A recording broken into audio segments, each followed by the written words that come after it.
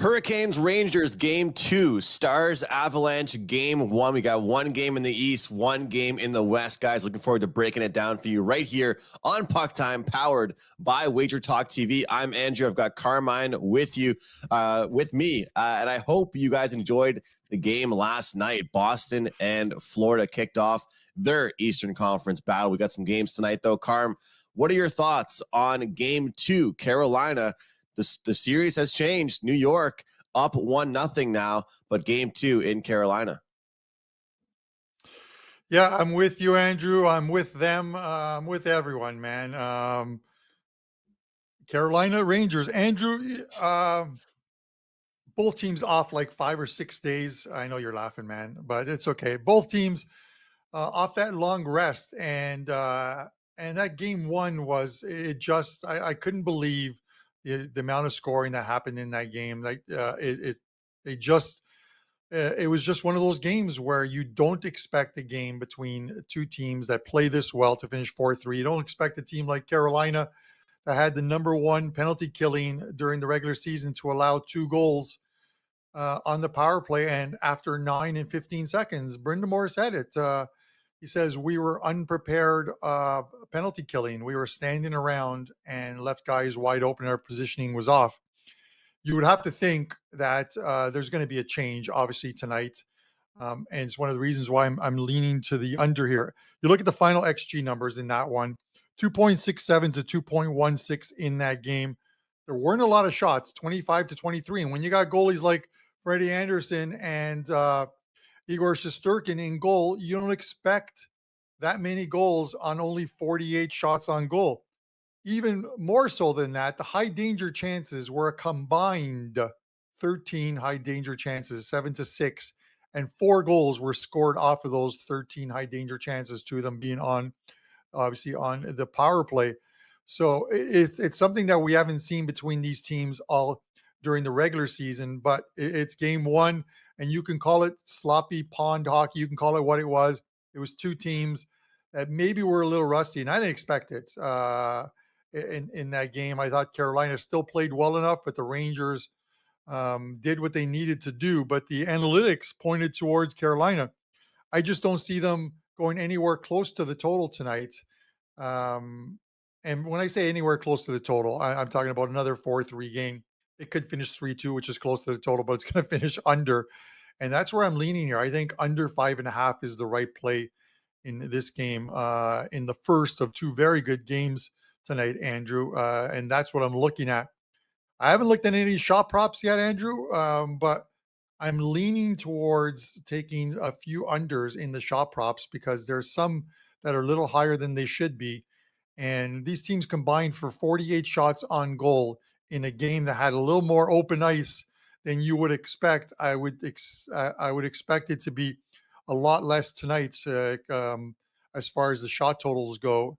And lower shot totals normally equate to player shot props going under their number. So that's what I'm looking at. But the play for the show, under 5.5. All right, under 5.5. And, things are changed, Karma, as we keep talking about here during the regular season. So rare to see the 5.5s, but especially rare to see a 5.5 shaded towards the under, as during the regular season, we do see them, but usually it's minus 120 towards the over, not towards the under. But 2 defensive teams here. Second game of round 2. You think we start to see more defensive hockey here. Carm, you and I are on the same page in this one. I think that, yesterday was a good example as well in the Boston and Florida series. I think that game could have had even more goals, just based on how many saves that were made by both Bobrovsky and Swayman. And you look at this series, I think that you pointed it out perfectly. It's not like they were too rusty. It was more like I don't want to disrespect their first round opponents with, who they played, but at the same time, they didn't play fierce opponents. They did not play teams that are as talented forward-wise as Carolina and New York. I mean, when Alexander Ovechkin is held to a handful of shots and he's supposed to be the best goal scorer on Washington, that kind of tells us all we need to know about what was done in those series. So overall, Carm, when I look at the Islanders, then I take a look at the Washington Capitals, it's nowhere near the skill level of these teams. And I think that was an adjustment for these teams. And I think that for Rod Brind'Amour, the head coach of Carolina, he's got to be happy with the fact that his team has built more offense this season. They pick up Jake Gensel, as I've mentioned multiple times, how important that addition has been to their lineup. Kuznetsov comes in, Seth Jarvis playing well, Aho playing well. But we all know if the Carolina Hurricanes win this series, if they win the East, if they go to the Stanley Cup Finals, it's going to be because of their defensive play. And with that being said, you and I are on the same page, Carm. I'm just getting a bit more specific, and I'm going to take the New York Rangers team total under 2.5 at a -105, 110 price. I truly believe that success for this Hurricanes team is shutting down New York early and often, making them have zero hope. They're going to be able to create chances, clogging up that neutral zone. And although they've gotten more talented offensively this year, they need to make the game a little bit boring. Players might not like it. Fans might not like to watch it, but I'm with you, Carm. That's the style of play, and under certainly benefits this Carolina team. I'll throw it back to you, but I wanted to mention the couple guys that I did have written down, and I did just while you said that, look up a few guys. Yesterday, I mentioned Montour under 1.5 shots for Florida, plus money. He cashed. And as much as I like looking at defenseman props, sometimes these top-tier defenseman props, you can really fade them because, as you mentioned, the scoring's down. It's the playoffs. Guys are blocking shots. You're more in front of, sacrificing your body. The shot counts are lower. We expect a lower shot count in game 2. Adam Fox, under 1.5 shots, 4 of his last 5 games.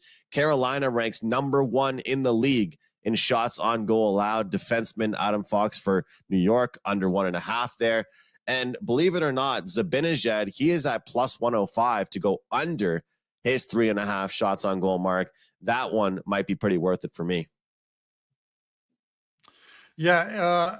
Andrew, looking aside from like the props and stuff, we've seen 2 game ones now. And like, I don't really subscribe to the theory of, game 1 is, both teams are sort of feeling each other out and they're higher scoring games, but they have been 4-3. And this one 5-1 yesterday, the Bruins over Florida. And you look at it, 3 of those 4 teams had longer layoffs. The Bruins didn't.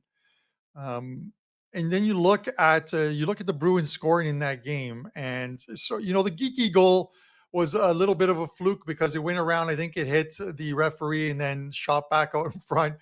And, and he gets a rebound there and puts it in. A goal is a goal. But you look at the guys who scored, Florida did a great job of shutting down the big guys. They just did not shut down the other guys. Geeky scores. Loré, if I pronounce his name right, scores. Carlo scores. Brazeau scores. And then DeBrusk into the empty net, which puts the game over the total. If you had the under, you had to feel good about yourself 28 minutes into the game. You're almost at the halfway mark and there's no goals scored. And then they score 6 goals in the last 31 minutes and 45 seconds of the game to go over the total. That's I won't call it a bad beat, but it's a bad one to watch if you had the under, because you were looking good for the longest time. I don't expect to see 5-1 games in that series, Andrew. And I will say, because I did say it on the show yesterday, that, I have a series bet on Florida, and I wouldn't be worried if Florida lost game 1. I would just come back and play them again, and they're minus 110 right now. There's some places that are a little bit higher, minus 120 or minus 125. And I took them again at minus 110 to win the series. So maybe the Bruins proved me wrong, Andrew, but I still think Florida is a better team in this one. And off of that performance, they're going to be much better. They have to be much better. There's always the debate, right? Rust versus rest. How much rest is too much rest? They'll be better. They'll bounce back, I think. They create a lot of offense. I think their defense wasn't right, and they, their goaltending, Bobrovsky let a few in he would like to have back, but The Bruins are a dangerous team if they play that well and score that many goals when Marchand and Pasternak aren't scoring. That's one thing worth mentioning, but we'll cover that game once again tomorrow, Carm. I want to throw something at you here because we've discussed this a little bit during the regular season. I always trust your thoughts on the numbers and the breakdown as far as the odds are concerned. And I'm not seeing goalie props out there for Carolina right now, but I am seeing it for New York. And so for the team total for New York to go, or excuse me, for Carolina to go over 2.5 goals, Carm, is -150. This is from DraftKings. You can actually usually get better prices elsewhere. But the over 2.5 goals allowed prop for Shesterkin is -130, 135. So they're giving you 20-ish cents here saying, you know, what type of risk are you willing to take that third goal is an empty netter? What are your thoughts on that for people long-term trying to, because I got lucky with my over yesterday with an empty netter. You know, I really thought I'd see Florida contribute more, but with this one, if somebody liked the team total over for Carolina, I know you and I spoke about unders, but do you think that they should take that prop with Igor to allow 3 goals, or could it be 2-1 and an empty net goal happens and it doesn't count as a goals against for Shesterkin? I'm just curious what you think about that price differential from -130, 135 to 150. Yeah, I would, and I don't like playing a lot of vig, but I would take the 150 just to remove the possibility. If you think it's a low Yeah. scoring game, if you think Carolina is going to win, a 2-2 game that goes to overtime, cashes if Carolina wins in OT, cashes that ticket. But a 2-1 game late in the game where the Rangers pull their goalie and goes in, doesn't cash that ticket, and you're frustrated over 15 cents of juice. Now, keep in mind, we've talked all year long that when you're making bets, if you can save 15-20 cents of vig, long term, it is so beneficial to your bankroll. But with an independent play like this, and you're looking at it, I think the better option would be, if you're going to take it, is to take the Carolina team total, 2.5 -150. That's the way I would look at it. I agree, Carm, just because of the playoffs. I think that if we were discussing this in the middle of November, I would probably say, hey, the goalie goals allowed is probably a good idea, because long term, how many bets are you going to make through the regular season, right? But during the playoffs, a lot more goalies being pulled. Again, I texted you yesterday because you and I know all about those 4-1 leads, what they can do to overs. Yeah. I didn't even know if Boston was going to pull their goalie. So I was happy that it worked out for me with my over. But is there anything else you had to add on game 1 here, Carm? Game 2, you mean? Or are we talking All right. Bruins? Well, game 1 of the day for us. Oh, Game 1 of the day. Game one of the day. Yeah, it's just, you look at that, as I said, you had a couple teams coming in with 5+ days off, and it wasn't a tight game. Like I said, bring them more, and it's always important to hear what the coaches say. You know what I mean? And he's not calling out his players. He just clearly stated we weren't.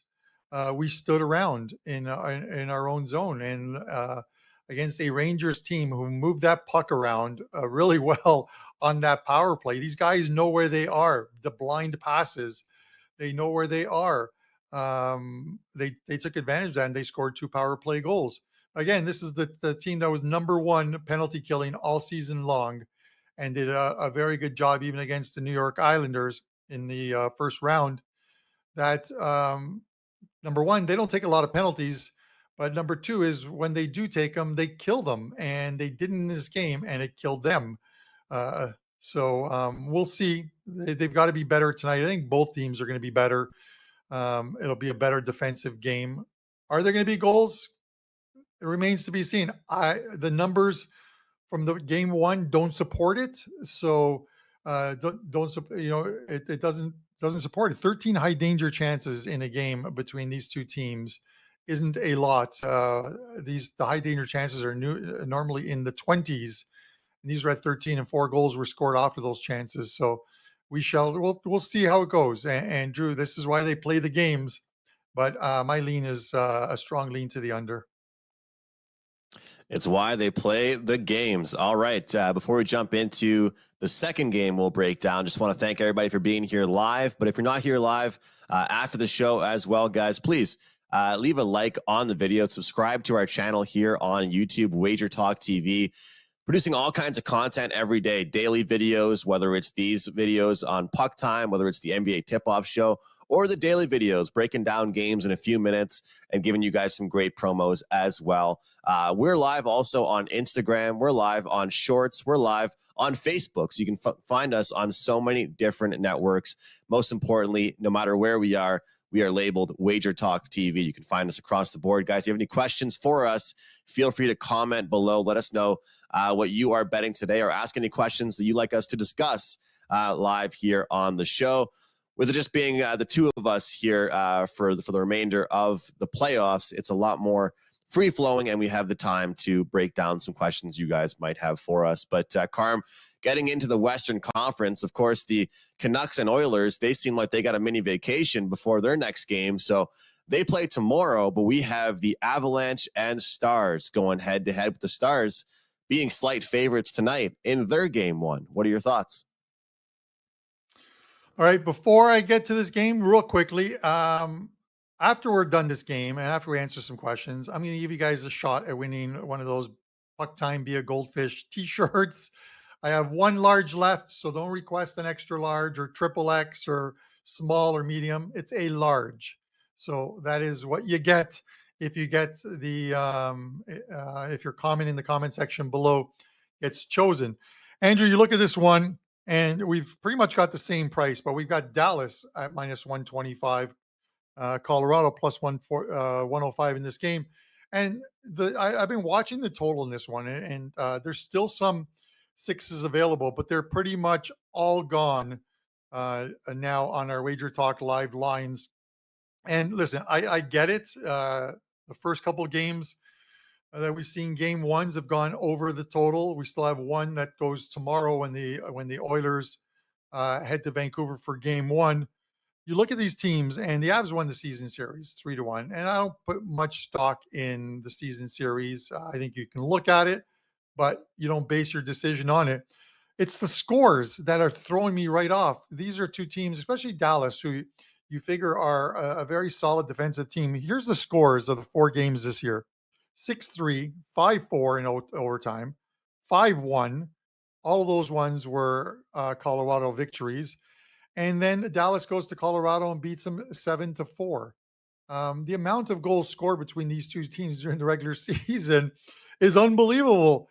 And it's one where I'm going to buck the trend of saying, we're going to see a lot of unders.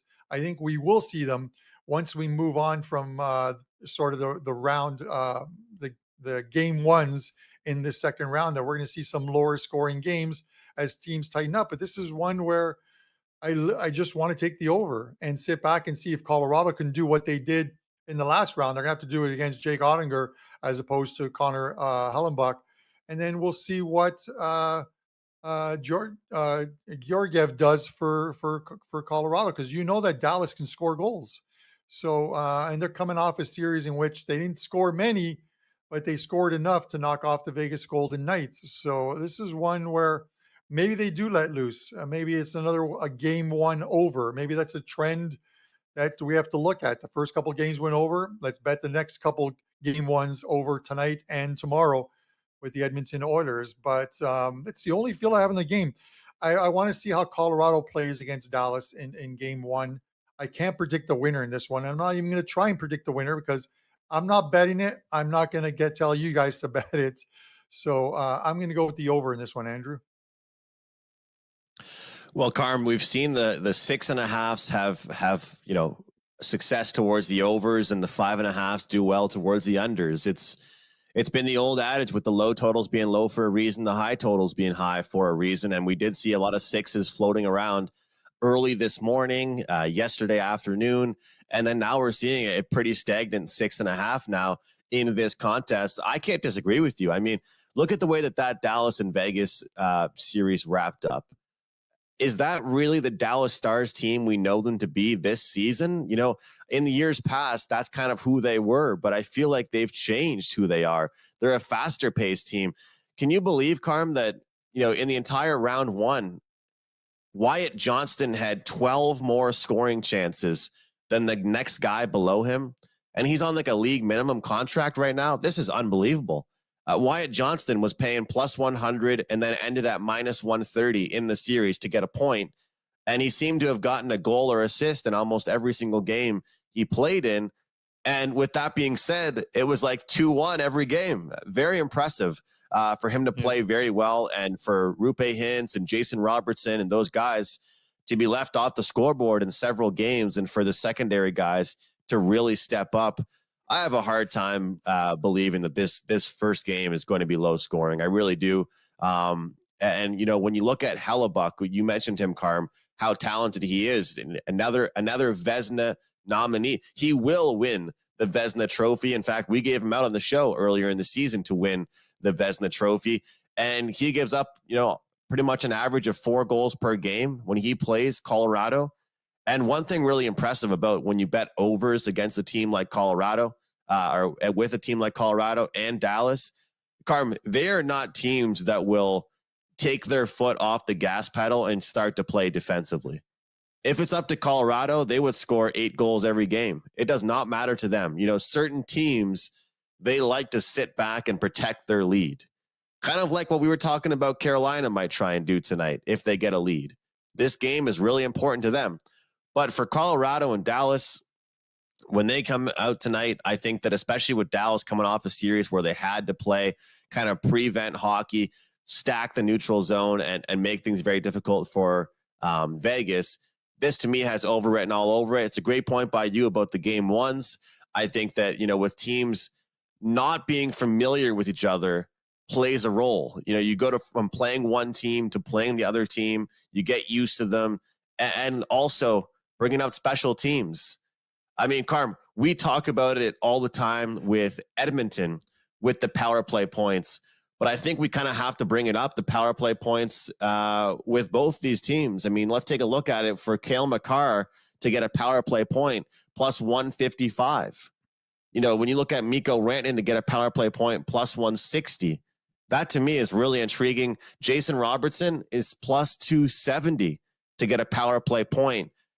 Some books offer this, some don't. If you'd offered me a bet right now, Carm, at decent plus money, will there be over under 1.5 power play goals? I would bet the yes.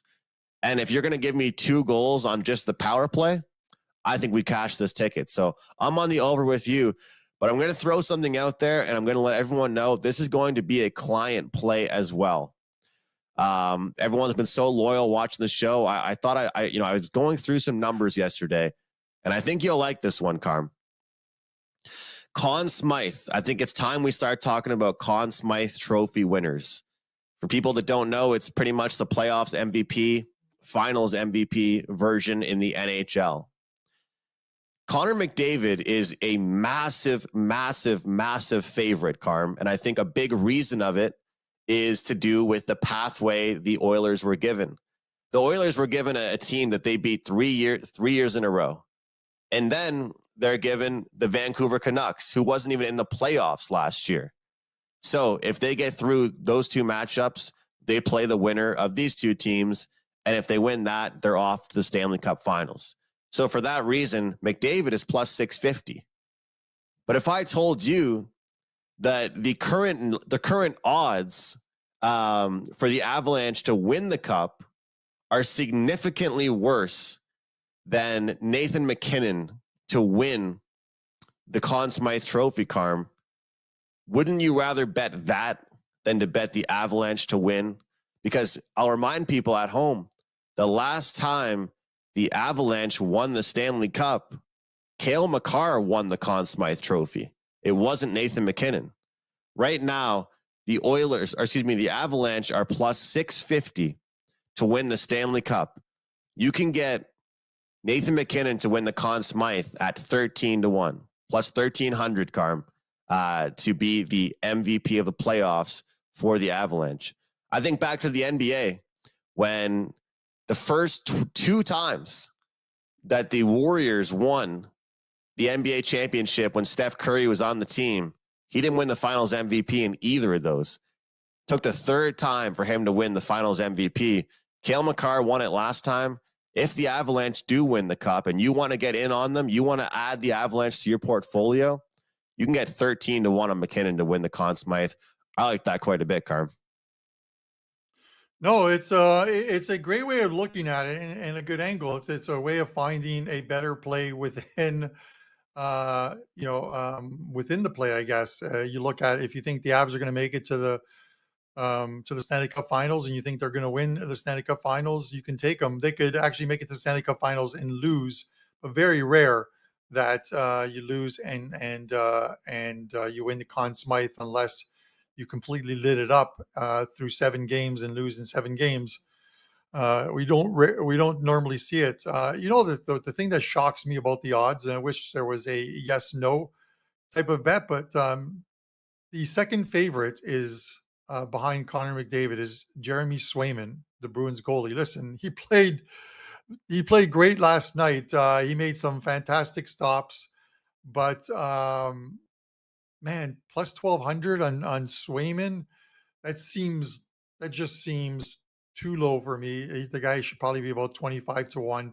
Like, what are his odds if Florida wins game 2 and and they beat the Bruins 5-1?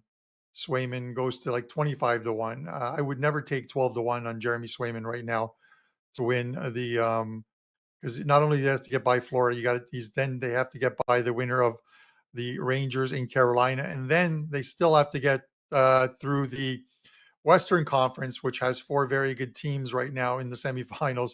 I'm never taking 12-1. I would click on the no button all day there.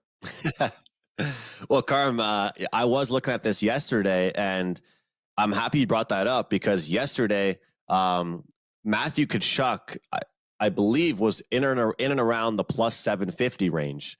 So he was the second option after Connor McDavid. And so it's sweet you brought that up because they're pretty much labeling Swayman as the MVP for the Bruins. And because the Bruins took game 1, all of a sudden we see Tkachuk go from, 750 all the way to 15-1, which is, double. That's really interesting to see. So as you mentioned, maybe we'll keep an eye on this and see what happens. If the Panthers tie it up 1-1, where does Swayman fall? Where does he go back to? And as far as the series that we looked at today, Carolina and New York, it's worth mentioning as well, the number 1 guy for New York is a goaltender as well. It's Shesterkin, 17-1. Panarin is 20-1. And as far as the Hurricanes are concerned, we've got Gensel at 22-1, Aho 22-1, and Frederik Andersen at 25-1. So it's just so interesting because all year people are trying to add to their portfolios and try and build the best futures possible to set themselves up for success no matter who lands who. But in this scenario, if you play your cards right, you could really set yourself up for success with some of these. Like if anybody missed the boat on Carolina and you want to get some futures in on them right now, you can get a piece of Aho and a piece of Gensel, Carm, at 20 and 25-1. I think that's what I mentioned there. 22-1. 22-1, I think, for both. You take both those guys. I mean, the odds for the Hurricanes to win the cup are 6-1. One of those 2 guys are probably going to win the Conn Smythe. Anyway, it's just worth mentioning for anybody out there that's not really used to that type of betting or that just hasn't really thought about that. But because the best part about futures, Carm, at this point, I know people love to have the huge prices, right? But the best part about betting a series or betting a future like this is that you're not putting all your eggs in one basket. Like if you take a future bet on a team, let's say you bet a future on Dallas tonight and they lose, that's fine. But if you put a big bet on Dallas to win game 1 and they lose, you lost, right? You don't have 7 games. You don't have the next round. you're just out of it. So the futures market's always nice, even at this point in the year. No, listen, I get it, Andrew. Futures are a big part of my portfolio. A lot of it most of it comes in soccer, just because of the tournament settings and being able to forecast who is going to play who and making sure I'm not stuck with a team or two teams in the same bracket and it's worked out well for me. You know what I mean? Going back to like the World Cup with France and Croatia and having them play each other in the finals and having one team at 7-1 and one team at 40-1. You can't lose there. You can hedge out a little bit, or Real Madrid doubling up on them 18-1 and then 33-1 after they lost the first game. If you have a feeling on them and then they go on to win, or Chelsea 20-1. So I'm not trying to. I guess I am patting myself on the back, but I'm saying my futures are always set up to where I'm looking for long-term futures, something that's higher than 10-1, that you feel are going to make a good run, get to the quarterfinals, semifinals, because then you can become, as Kevin Dolan says, the gardener and start to hedge and lock in a profit. Because at the end of the day, that's all that really matters, is locking in a profit. You can gamble if you want and you sit on that future right till the very end, or you can lock in a profit, build your portfolio, your futures portfolio, and just continue to do that, so on and so forth. It's the matter of finding the right odds. Never take a short price, is what I'm basically trying to say. Absolutely. And, you can always find a better option. That's for sure. And speaking of which, on the topic, I did mention that McKinnon one, but Carm, in a package today, and for all access clients, I will be sending out some future plays before the rest of the round 2 games begin, and during some of the series as well. So anybody with me, anybody looking for some daily packages, I had one play that was almost worth a 5% bet, but I decided to keep it at a 4% play, Carm. We'll find some big ones here soon, but we're going to try and settle in, have a real good start to our round 2. So you guys can get a huge package from me today. It's going to include future bets, Conn Smythe, whether it's Eastern Conference, Western Conference futures, Stanley Cup futures. And again, this afternoon, I will be having a package come out where it's my entire CFL season plus the NHL playoffs for free. So you buy the CFL season, we throw in the NHL playoffs for free, sides, props, totals, and futures. And guys, 4 of my 5 years at WagerTalk and Sports Memo, we have made profit in the Canadian Football League. I can't wait for the season. It's 1 month away. Carm, I really appreciated you hosting the show last year. It was a lot of fun. Me, you, and Rob, and hopefully we can make some money this year. So guys, watch out for that this afternoon. CFL season special, plus throwing in the NHL season, rest of the playoffs for free. So it's a great deal there. Hopefully people will join me here, Carm. Join him. Yeah, and those 5% plays were an insane run from you last year in the CFL 5s. So that in itself makes it worth it. And I know you're going to finish off the NHL playoffs on a good run. So you put the two together, and who doesn't like free? Getting something added on for free. Speaking of free, Andrew, guys and gals, of course, drop a comment, not in this live chat. Drop it when the video is posted below in the comment section. And to win a shirt, okay, I'm just going to pick one person, but in order to qualify to win, tell me how many total goals are going to be scored in tonight's 2 games. And then pick one team to win tonight. So you can make it something like Dallas and 22 goals scored. That's a lot of goals. Dallas and 18 goals scored. Just, you don't have to get them right in order to win. I'm just going to, of everyone who's there, I'm going to pick one out, and then we'll get your mailing details, and we'll ship you out a PuckTime Be a Goldfish large size t-shirt. It's the only size I have, guys, is large. Saving another large for when I go to Vegas for our good friend Sean Alvarez, who's in the live chat. and I'll try and get a few more shirts for when I'm back late next week. How's that sound, Andrew?